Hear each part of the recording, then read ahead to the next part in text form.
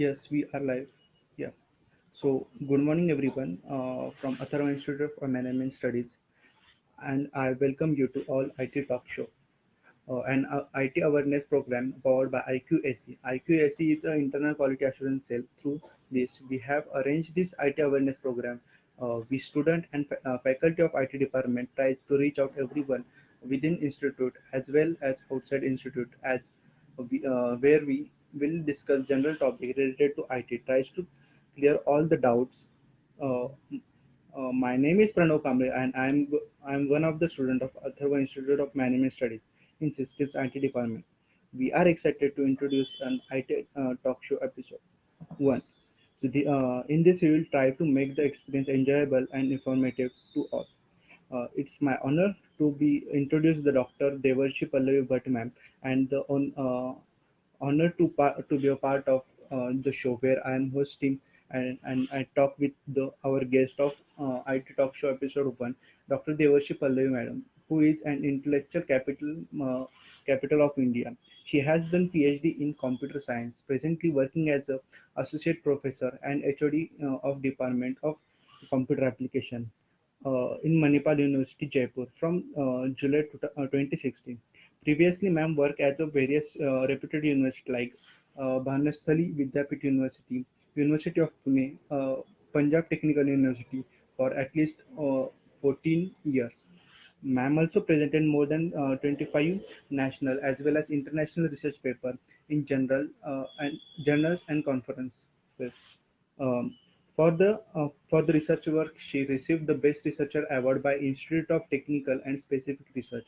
Along with that, she achieved award like Shikshak Sahityakar Sanman Award and Pratibha Sanman Award. Apart from these, ma'am is a certified ethical hacker, certified EC counselor security specialist, and certified EC counselor instructor. So let's begin with today's topic. We need of information security like never before. I would like to start with what is the cyber security. Thank you, Pranav, for this wonderful introduction of mine. Computer and mobiles were invented to save time, but all we admit that now we are dependent on gadgets and totally trust them. Is Yes, it right? Are we doing yes, in the yes, right yes, ma'am. way? Yes, Are ma'am. we aware of lot many side effects? Are we going in the right direction? And are we really saving time to get answer to all these questions? We are here. I'm honored as that I am invited as the first guest speaker of this series. I would like to thank Shri Sunil Raneji, Executive President, Atharva Group of Institutes, Dr. R.G. Ratnawat, Director, Atharva Institute of Management Studies, and Dr. Shubhilal Agarwal, Chief Coordinator, Internal Quality Assurance, Cell, Atharva Institute of Management Studies. I am Dr. Devershi Pallavi Bhatt. I am an Associate Professor and Head of the Department of Computer Applications in Manipal University, Jaipur. It is the first NAC A+ accredited university in North India. It established in 2011.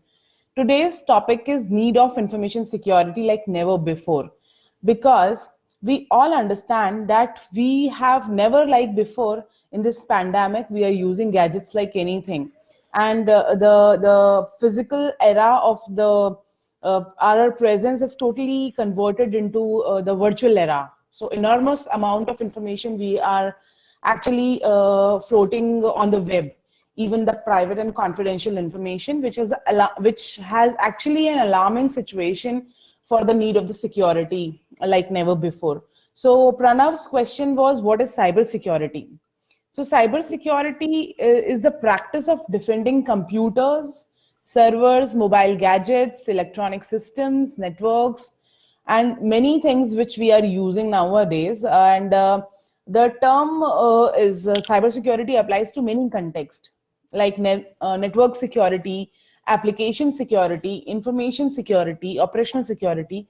So whatever information we are floating around it, the network should be secure, the information should be secure. So this is all about cyber securities as a crux. Yeah, thank you, ma'am. So we now we know the what is cybersecurity. Can you introduce ourselves. So, what is the advantage of the cyber security? Yes, cybersecurity's advantages are many. You must have heard about the virus, worms, spywares, etc. So it protects cybersecurity protects against the data theft. If you're keeping our data, it should not be theft. It should be in the legitimate or authorized sources only. It should not go to the unauthorized sources. Then it actually protects us from being hacked. So hacking is a buzzword nowadays, right? And then it actually protects us from freezing and crashing. It gives the privacy to the user, etc. So these are all advantages of cybersecurity nowadays. Yes. Thank you, ma'am.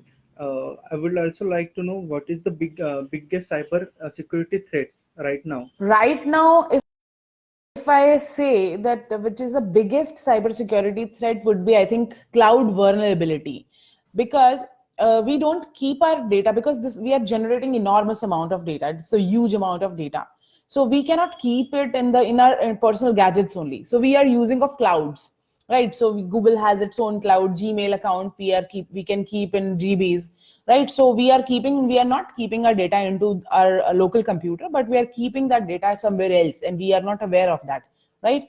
So we should be aware of that where we are keeping our data. So cloud vulnerability is the biggest threat. Then the AI enhancement cyber threats, because AI is helping us to become the artificially intelligent, but same way it is actually enabling the hackers also to be intelligent, artificially intelligent. And then AI fuzzing is another threat.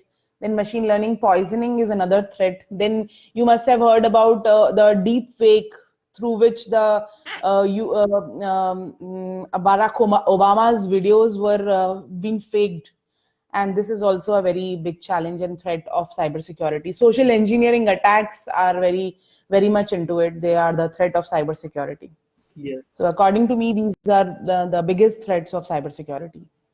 Yes, ma'am. So, as you mentioned, sir, ma'am, cloud vulnerability word. So, can you explain what is the cloud vulnerability? Yes, why not?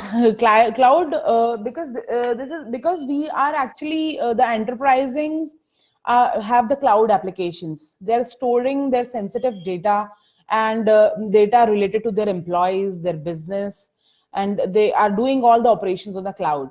So cloud vulnerability is creating a new challenge in actually intensifies the old ones, because we were keeping our data into our local computers before, and we were keeping our computer safe. This was password protected. We are not letting anyone to use our gadgets, but now we cannot control that.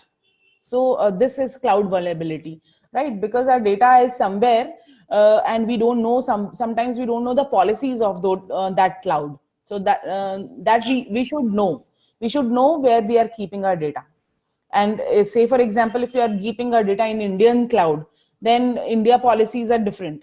But if we are keeping our data in US cloud or UK cloud or some other country's cloud, their policies, their law enforcement is different. So we should Yes. be aware where we're keeping our data. So this is a cloud Uh, vulnerability problem. yes, yes, ma'am. Thank you, ma'am. And so we know if any third-party software we at the time of installing the third-party software, they suggest us to um, disable the firewall. So what is a firewall and why they ask to disable that? Yes, the firewall is same like the security guard outside our building. So anyone who is coming or going outside, he has to maintain some record in the register. Same way, the firewall is a virtual security guard for us, and he or it the firewall is a network security device basically that monitors the incoming and outgoing network traffic and decides who should allow to come inside and who should go outside. So that is why the hackers actually disables ask us to disable the firewall, so that they can inject anything which they want into our system, and they can fetch the data from our system which is not meant to be go outside our organization. So firewall, as the name suggests, it's kind of a fire on the wall surrounding us, which is protecting us basically. Okay, so should we disable that at the time of installing any third We party should not. software? We should not disable, because if we are disabling that, then we are compromising with the privacy, we are compromising with the security. So if you don't have any sensitive information in your system and that software is very much needed to be installed in a system, then you can go ahead and disable the firewall. But you should be aware that we are compromising with the privacy of the system. So we should not Okay, disable thank you. that. Yes, It is protecting us that against the adversaries. yes. So at the time of installing any software, they shown that your IP address is this that I think the 16-digit IP address. So what is the IP address of any computer or any device, and uh, what it works? Okay, IP address is same like if I'll tell you in the simple language, because the students are listening of management, your own institutions students, so they should understand that we have a SIM card in our mobile phone, and we are also aware that there is IMEI Yes, number. yes, So IMEI number is a physical number, or we can call it as a MAC address. And the SIM number, which we can change. We can change our SIM to other device also. Sometimes we can keep it in our own mobile phone and our friend's mobile phone, anyone. So we can just plug in and plug out the SIM card, and we can insert it to any other device. So that also has some number, which is called a phone number or mobile number, yes, right? So that is like the IP address. IP address is also the logical address of the computer, which is of IPv4, if we call it, as it is a 32-bit number, which is the identification of our computer. So it is basically IP is an internet protocol, and IPv4 is the internet protocol version 4, and we are also having now IPv6, which is the internet protocol version 6, which is of 128 bits address. yes, ma'am. Can we change the our IP address? IP address is actually, it is a dynamic pool of IP addresses, which is the private and public IP addresses. So if we are using the public IP address, we cannot change it. If not, we are hacking some computer, then there are techniques to change the IP address of that. But generally, the public IP address does not get changed. But the private IP address, if we are leaving that address, it is coming from the dynamic pool. So it comes to a device, it is assigned to a particular device, and then it goes back to the dynamic pool again. For example, like we use the hotspot in the airport or in some public areas. There, the IP address or the private IP address is assigned, which is for temporary time, till that time you are using that hotspot. And then when you are leaving that area, then that will be go back, the IP address will go back to the pool, and that will be assigned to somebody else. So you can change your IP address in that case. Yes, yes, ma'am. Now we know the what is IP address and how we can change and or change not. So I would like to know more about what are the types of IP address? There are, as I told you, that there are public and private IP addresses. Yes, So public IP addresses are assigned to us by the internet service provider, which yes, has to be purchased, by the organization or then an individual for their own use. And the private IP addresses are used in the subnetting, which is within the organization. The network administrator decides the how many number of computers I need in this laboratory or in this organization. Accordingly, they assign the private IP address without the permission of the internet service provider. So the private IP addresses and the public IP addresses are two types of IP yes. addresses. And I also heard that there is more types like IP address 1, 2, 3.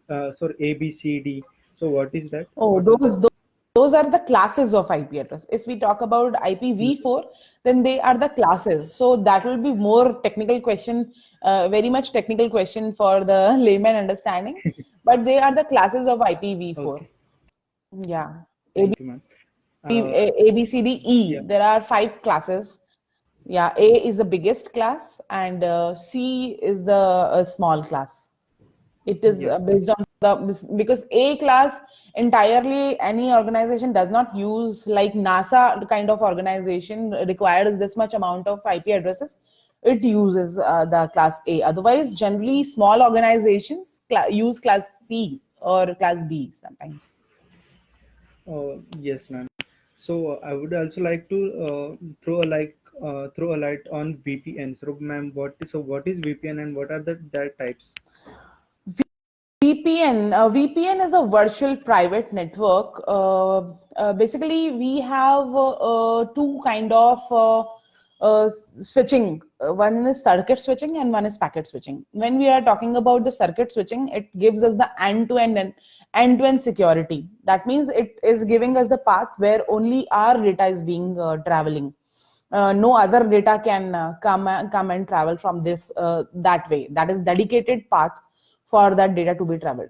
But when we talk about the internet, then we are sending our data in a very large scale or in a very large geographical space.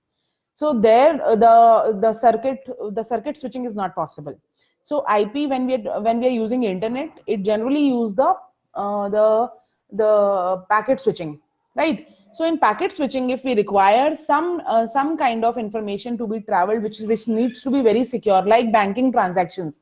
So whenever we do the banking transactions, it creates a session for us, Yes. right? It creates the session for us, and we cannot other person in that session cannot come when our transaction is going on, so that they cannot see our transaction, what is happening inside that. So it is end to end encrypted. So virtual private network actually allows us to create the dedicated path for end to end encryption to us. Yes, ma'am. And as you mentioned there, encryption and decryption. So, can you tell us more about encryption? What is encryption and See, decryption? when we are sharing some information and it is in the plain text, so if you are saying that we also in WhatsApp we see that it is end to end encrypted, right? Mm-hmm. That means if the person in middle, he is checking your information or some packet which you are sending to your friend, or some message or some video you are sending to your friend, so they cannot understand that, because the format of that particular information will be changed. For example, if I am saying I will meet you at 8 p.m. at this place, for example, Yes. and this is my message to my friend, and I don't want this to be known to anyone else. So I will decode it. I will code it to some language which the other person cannot understand. Only my friend knows the code. For example, if I'm calling ABC as PQR, so A means P, B means Q, and C means R. Only I know and my friend know. So this is encryption, right? When I'm converting the plain text into some cipher text, this is called the encryption. And when I'm doing the other way around or vice versa, I'm changing the cipher text to the plain text, it is called the decryption. So it is for security of the data. So the other person should not understand that, must not understand that. Only the authorized person should understand. Yes, ma'am. And related to this, we heard that in last week, the WhatsApp is updated his privacy policy. Mhm. So related to encryption, decryption. Uh, so can you explain what was that? Yeah, that is this only. If the one person is seeing your information in between, if you're sending some information or some message to your friend through WhatsApp, so it Hmm. will only be visible to your friend and you in the plain text, in the form in which you have sent it. And for other people, it will be sent. It will be seen in some other language which is not understandable for them. So this is in general term, if we understand. So end-to-end encryption is this, that WhatsApp has changed its policy that other person cannot see that information which is being flown. Also, it is not sharing that information with the Facebook. who is the sister concern or who has took over WhatsApp last year. Yes, yes. So it is saving the Uh, data from other applications which are assisted applications. On also it is preserving and it is keeping the data safe. It is in the other language encrypted, so the other person should not understand that.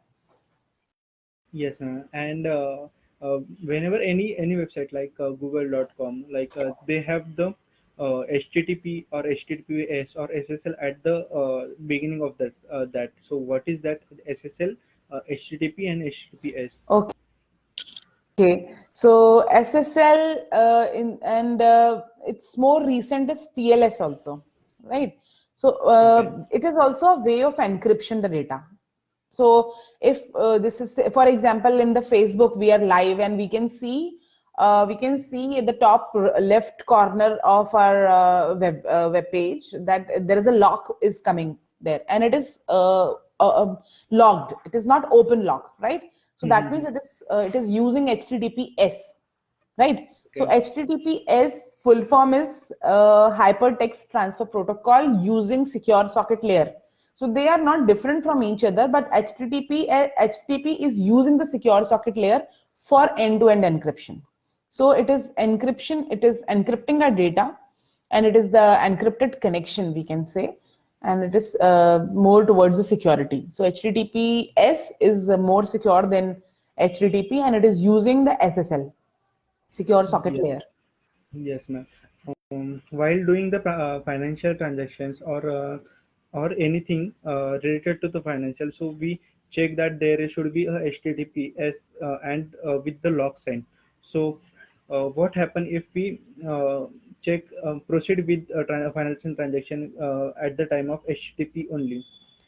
If we are going with the HTTP only, then it is not encrypted, Yes. first of all, right? If we you because if you're doing the money transaction, you're doing the financial transactions, so the other person can see your password and they can steal your money also, right? If they are doing a little bit of effort, they can do that. The hackers easily can crack that if you are not using the HTTPS, because that Yes. is not encrypted. Yes. When they are stealing that information and man in the middle attack is taking place, so man in the middle attack is means A and B are talking to each other and they are connected to each other, and C is in between, and he and A and B are not aware of that, and they are stealing that information and changing the password and seeing the password and doing the banking transaction on your behalf. So that will be very threatening for us. So we should use HTTPS, and if we are using the HTTP, then we are not doing the secure transactions. Yes, yes, yes. As you mentioned, there is no security between within HTTP and the HTTPS is more secure. So, so I would like to know what is who is hacker and cracker. What is the difference between the hacker and Okay. cracker? So hacker, if we say there are different kind of hackers also, but in general, if we differentiate between the hackers and crackers, then hackers are the kind of good people who does hacking for the good purpose and obtain more knowledge about it, right? They are generally find loopholes in the system and help them to cover the loopholes, right? Hackers are generally programmers who obtain the advanced knowledge about the operating system, programming language, etc., and they don't have any idea to damage any kind of data. So they are just the learners maybe, right? And crackers are the kind of bad people and who breaks or violate the system, and they are actually remotely accessing the computer with the bad intentions or to harm and steal the information from it. Yes, ma'am. And I also know that you are the certified ethical hacker. So can you just throw some light on what is the certified ethical hacker? Certified ethical hacker is basically ethical hacking is a very legitimate word, because to know the mind of a thief we should think like a thief, right? So if police is catching the thief, catch hold of the thief, then they are thinking like the thief or the bad people, right? So Yes. same way we should have a set of ethical hacking goals, ethical hackers also in the in our in our society to prevent us from the bad people, right?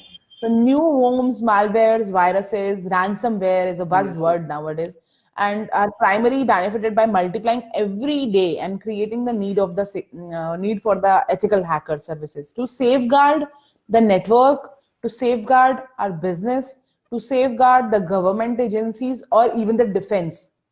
Because the nowadays people are not going into somebody's house and not going to the bank and doing the robbery thing, but they are sitting at different place and they are doing it, and we are not aware who is that person, right?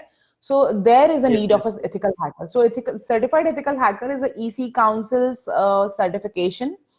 So EC Council is a very world fame organization which provides the Mhm. certification. So it is I am certified ethical hacker, and I have completed the course of EC Council, and then I have given the examination, and then I got the certification. So if students are interested in making their career in cyber security, they should go for such certifications. And there is a huge demand in government organization and private organizations, and the salary structure is very good for the ethical hackers and for the security specialists. Yes, ma'am. We also heard that there is a various types of hacker like a white hat hacker, black hat hacker, and hat hacker. So what is that? So black hat, right? Yes. You are just black hat. हम लोगों ने पहले जो movies होती थी उसमें हम देखते थे कि black hat वो पहन के आता है जो कि villain होता है movie का, right? So same way, Yes. black hat hackers are the criminals, and they are eager to hack into the apps and steal the information, right? And white hat hackers are the good people, right? They are the researchers and they're the security specialists, and who use their security expertise to protect the people in the system, right? And gray hat in between. Gray area is always a combination of black and white. So they sometimes do the black hat hacking thing, and sometimes they are the doing the white hat hacking thing, right? So gray hat is the middle group, and they are the combination of black hat and white hat hackers. Okay. Yes, ma'am. So, we heard that our our password should be the strong enough to so that hacker cannot crack it easily. So, what should be the ideal password? Okay. It is a very nice question because generally we keep our password like our girlfriend's name or our wife's name, husband's name, or our date of birth, which can very easily be known to the hackers, Yes, right? yes, And the dictionary attack can take place, like because we have, if we talk about English, we have only 26 alphabets in English. So the yes, permutation and combination we can do, and we can easily crack the password, which is a combination of alphabets only. And if it is a combination of numbers only, it is always only 0 to 9 numbers, so it will be very easy to crack that also. yes, And special symbols we know, but if you're combining the numbers, the alphabets and the symbols, then it will be very difficult to crack that password, yes, yes, right? Because we cannot apply the dictionary attack into it. We'll not be able to allow apply the brute force attack into it, and brute force attack will take enormous amount of time to crack it if it is a combination of alphabets and numbers and symbols. So we should always, the ideal password should be the combination of numbers, symbols and yes, alphabets. yes, And if the alphabet is the uppercase and lowercase combination, that's the best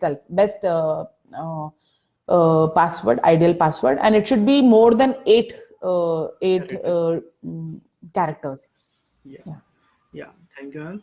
And I have seen many times, like at the time of sign in or login to the computer, a computer asks one captcha code, or we need to answer some question to prove that we are not robots.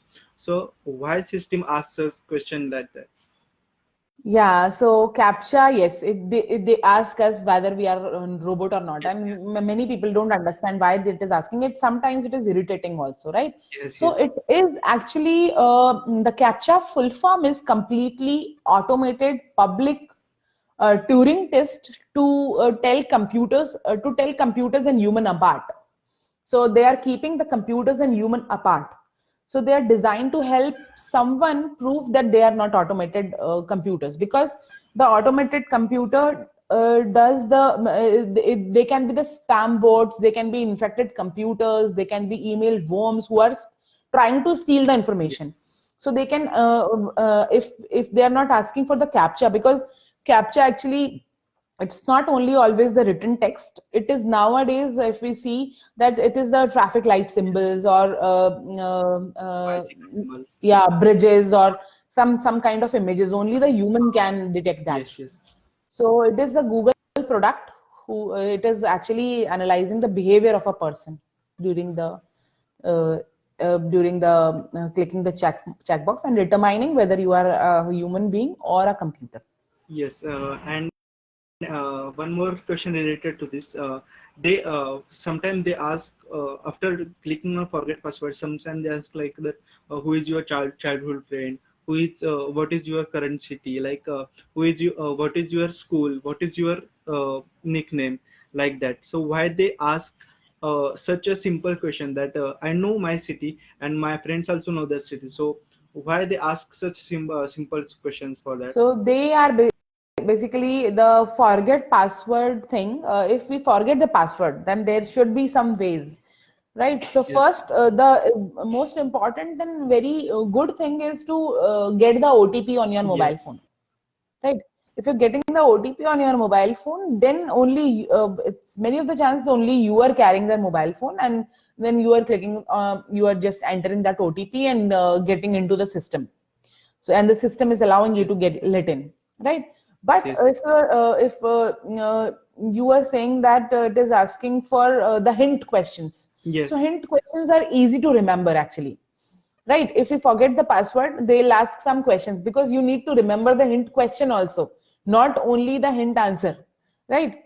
So if Yes. the website is asking directly the hint question, then you should not trust on that, and you should apply some other mechanisms to for forget password, like you are getting the PIN number or OTP number in your email address, or you are getting the OTP on your mobile phone. So hint questions can be cracked, as you mentioned that I know my city's name, I know my date of birth, and many of my friends also know that. So they can also steal my password and they can also get that information.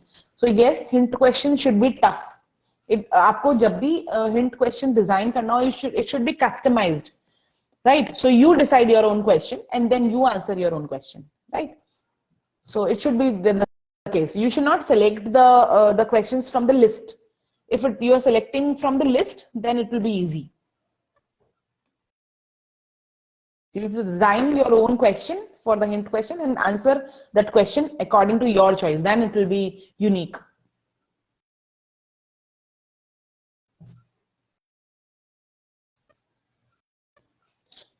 Pranav, you are not audible, I think. I'm not able to hear you. I'm not able to hear you. Your voice is gone.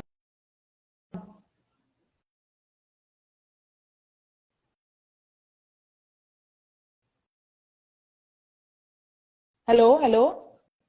Am I audible?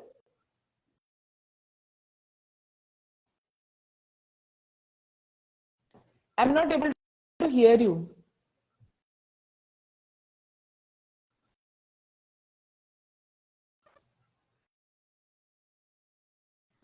Unmute yourself, please. Still, I'm not able to hear you.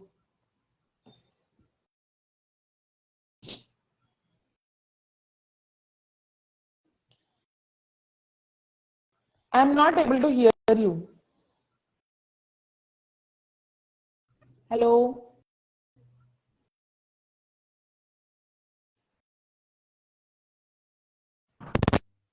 Hello?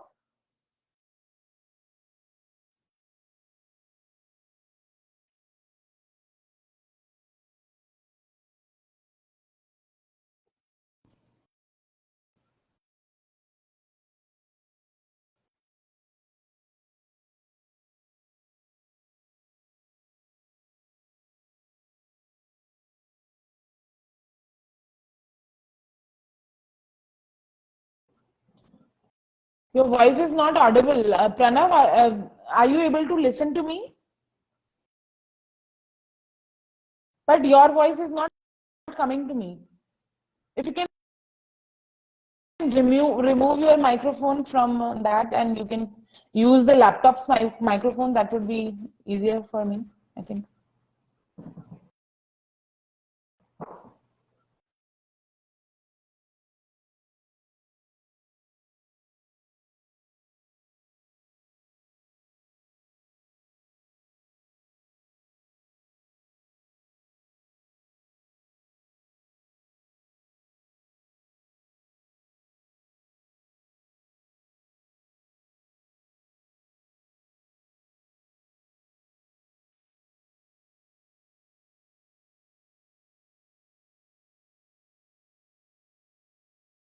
Pranav, आप अपना Bluetooth ये microphone हटाकर फिर बोलेंगे तो शायद सुनाई आएगा। वो आपका शायद उसका बैटरी चला गया है, something like that.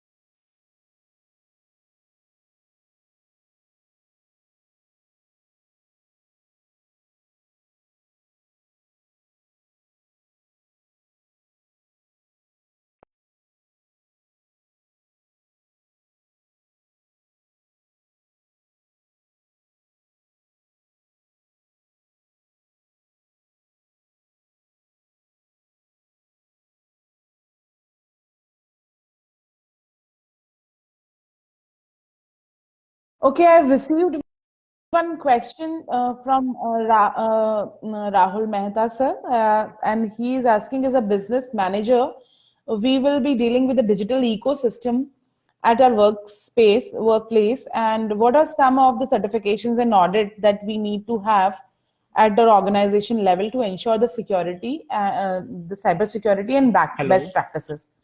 So yes, we should have some certifications. If we talk about some certifications to be, there are auditing certifications. There are various organizations who are providing that kind of certifications, audit certifications, and every organization is nowadays it is a must to have that certification, and or the third party agency who is actually endorsing their work, and they are their security parameters, and then they are proving them that yes, you are certified, Yes. and then you Hello. can go ahead and do the transactions of Hello.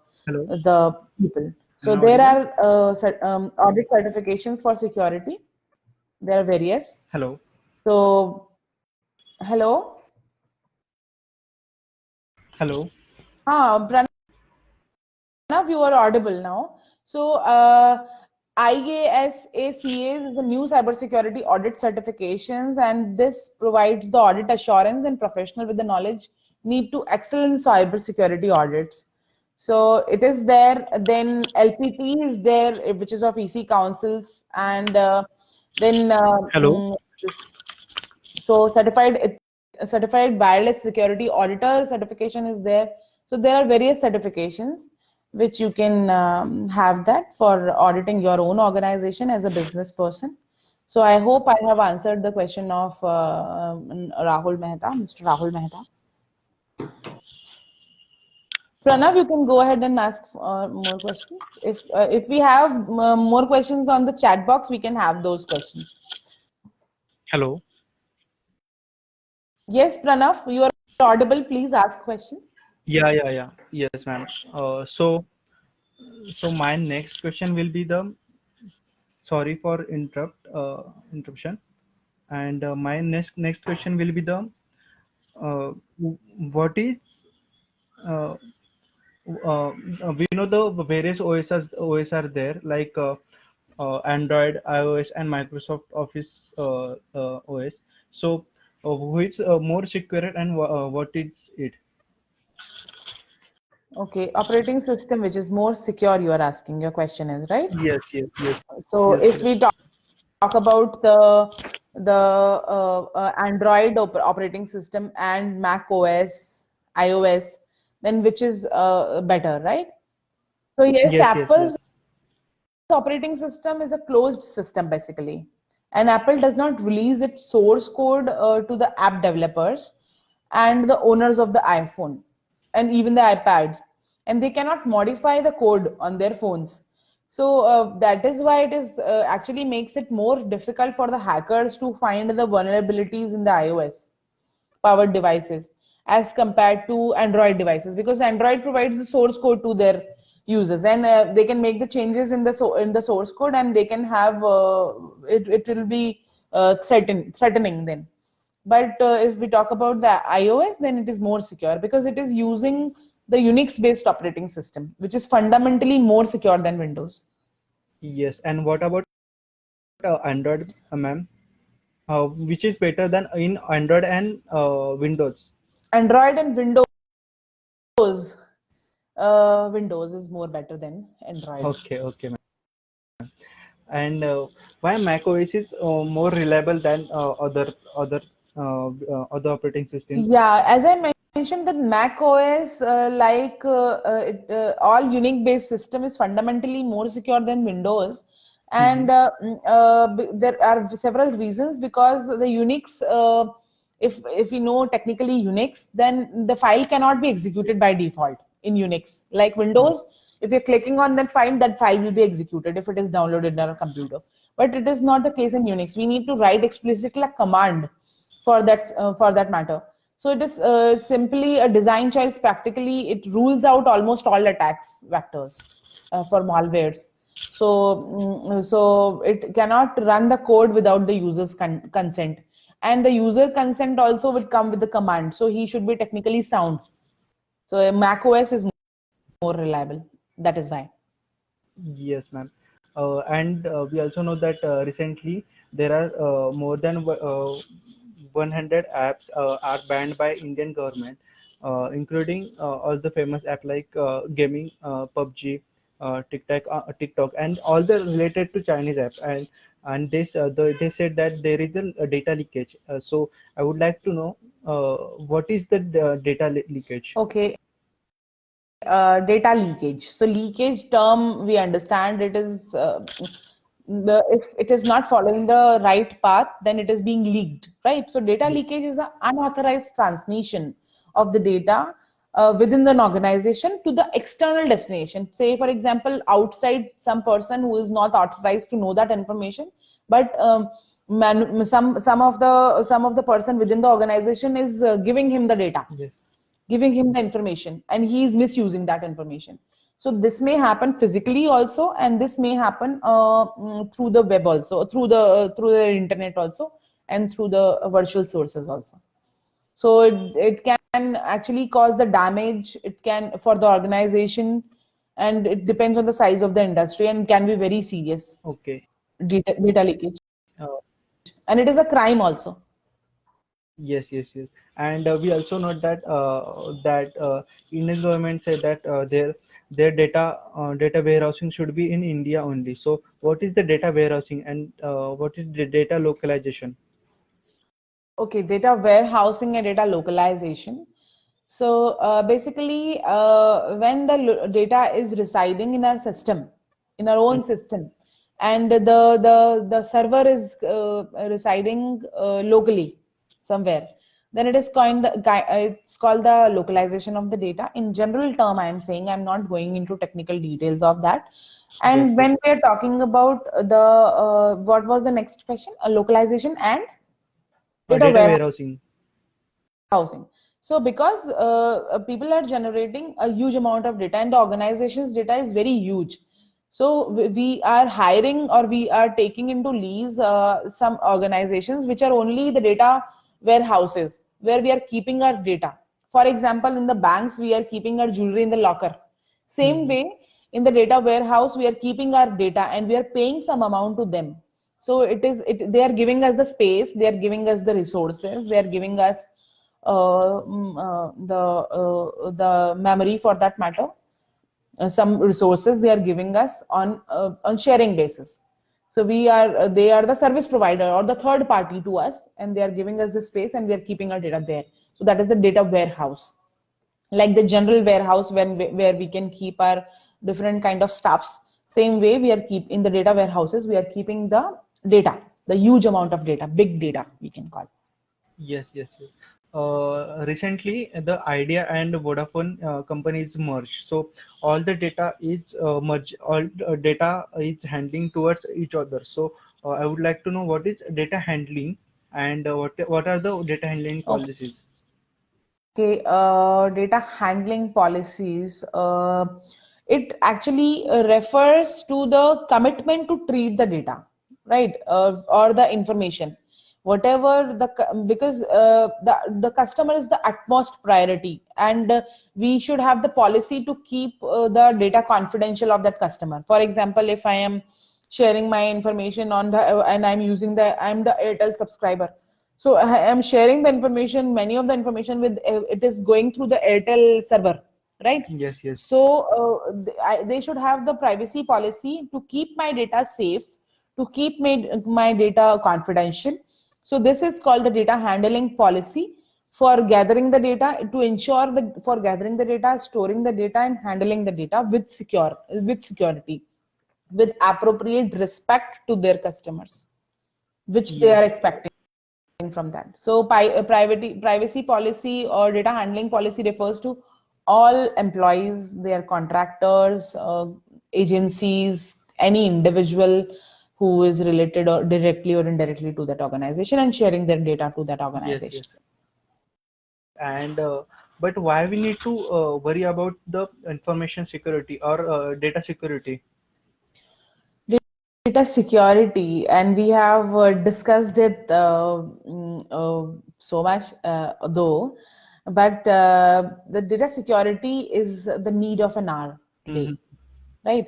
Because your data is there in your computer, then you are responsible to save that data. But now the data is scattered and spread over the world, so we don't know where our data is residing. So security is a must, because nowadays we are sharing our photos, our videos, many confidential information. सबसे ज्यादा तो हम लोग money transactions करने लगे हैं after the digital movement of India, right? In the grocery shop also, और सब्जी वाले के ठेले पर भी we are doing the Paytm thing, Yes, right? yes, We are doing the UPI ID thing, right? So there the data protection requires, because we are sharing the crucial information there. We are sharing our bank password there. We are sharing our private information there. We are sharing our photos, videos. So they are and we are thinking that we are sharing it to the only those person to which we are sharing it, but it is going through a very big channel, and it is going through the internet. For example, if you are sitting beside me, Pranav, yes, and I am sharing one photo with you through WhatsApp maybe, but it is going through the globe first, and then it is coming to you, and you are sitting beside me though, yes, right? So it has to be taken care of. The security is a must nowadays. yes, Yeah. yes. And we also know that there is a public Wi-Fi Mm. hotspot at every places like government places like commercial complexes, uh, um, and the railway for railway station, in any shopping malls. So, is there any risk associated with the public Yes, Wi-Fi? it is there. The biggest threat to the free Wi-Fi is the ability for the hackers Yes, to position himself between you and the connection point, right? So they are the unencrypted networks, the malware distribution they can do. They can ping some advertisement to you, and they can give you some links to click on that, and they are very attractive links to you, yes, right? And you are clicking on those links, and then the malware is being downloaded to your system. And when you have moved out that from that public Wi-Fi, that can harm your system, that can steal the information. So they have injected that particular thing into your system. So there are many risks associated with the public Wi-Fi. If you want to use the public Wi-Fi, you should always keep your important applications secure from that. If you want to listen to the music, it is okay. If you want to watch some video, it is okay. If you want to chat in general way to your friend, it is okay. But you should not share the confidential or private information through the public Wi-Fi, like banking transactions or any other confidential information. If you're sharing, then you should not use the public Wi-Fi for that. You should always use the private network for the same. Not even your organization's Wi-Fi for that matter. Yes, yes, yes. And I know that there is a term called virus. So we are very much afraid of that term. So what is the virus? And what is the difference between virus, malware, Trojan, and worm? Okay, virus, malware, Trojan and worm. Yes. Okay, so virus is basically अभी हम सुन रहे हैं कि coronavirus, right? Yeah. Yes. Yes. So virus means what? Which spreads, right? Yes. Yes. So basically, virus is a term which is a very negative term when we listen to it, but it works on an individual computer, right? So it is not it cannot handle remotely, right? So Yes. when we talk about computer virus, it's a type of malicious code or program which is written for you to alter that particular thing into your system. So when you are clicking on that, it will be installed, and that can make changes into your system's directories. It can delete or it can modify, it can do anything. Then the next question was worms, right? So worm is similar to virus, but it is designed and it is considered as a subclass of virus, right? And worms spread from computer to computer, and it, unlike virus, it can handled from remote also without Yes. the help of a person, right? And then you have mentioned Trojan horse can have multiple destructive uses. So it is coming from a Greek word Trojan. And Trojan horse में पहले क्या होता था कि जो fights होती थी बड़े बड़े राजा महाराजाओं के बीच में, तो वहां वो हॉर्स को भेज देते थे, अपने हॉर्स को उन लोगों का भेष बना के भेज देते थे, और वहां पर वो सिर्फ उन लोगों को हार्म पहुंचाने के लिए काम करता था. सेम वे ट्रोजन हॉर्स उसी के बेसिस पे उसका नाम रखा गया है Trojan. And they are not self replicating though, but they can be downloaded from some other sources, and they can harm multiple destructive way. So you can be aware of that by suspicious emails. You should not download from anything from suspicious emails जहाँ लिखा होता है कि you have won इतना इतना pawns or इतना dollars, right? You should not click on that. Then you should comprehensive security software you should use, and separate good from bad, and you should know the threat. So this is what is and one of your question was malware. No, worm. Worm I have already mentioned, right? Worm are, unlike viruses, they can be handled remotely. Okay. And it is also a subclass of virus. So one of the students from mentioned that Rahul Mehta, he asked that have been hearing a lot about the GDPR compliances on data privacy. Can you share some insight into what is the GDPR? GDPR. Yes. Yeah, GDPR. I don't remember the full form of that, maybe, but I think GDPR is. We'll address this question a bit later. Can you ask some other question in the meanwhile? Yes. So I would like to know what is how the antivirus work on our system. Yeah, so antivirus is the when we have seen Yes. the virus, right? And same way the antivirus is the defense against the virus, right? So antivirus software constantly scans your computer and threats from the emails or surfing or any other software or downloads to secure your system, right? So it scans you constantly your system. It checks for the timestamp, it checks for the downloads, it checks for various other applications, and it actually does not allow to potentially harm your computer, any code to be executed which can potentially harm your system. Okay. And yeah, so Rahul Mehta sir was asking regarding the general data protection regulations. Yeah, I remember that. So that is the general data protection regulations which came into 2016. and it is the regulation from EU law, and it is for the data protection and privacy in the European Union and European Economic Area. So it is not for India, and it is for the European this thing, and it was implemented in 2018. So business data protection and privacy, the EU citizen for the EU citizens, it has we also have a similar kind of thing, which is the which in the form of IT law 2000. Yes, yes, yes. And I would like to know more about the phishing attack. What are the that and what are the popular viruses till now? Okay. So phishing is of various kind. So phishing is a type of social engineering attack, and it is often used for stealing the data and information from, including the login credentials or credit card numbers, etc.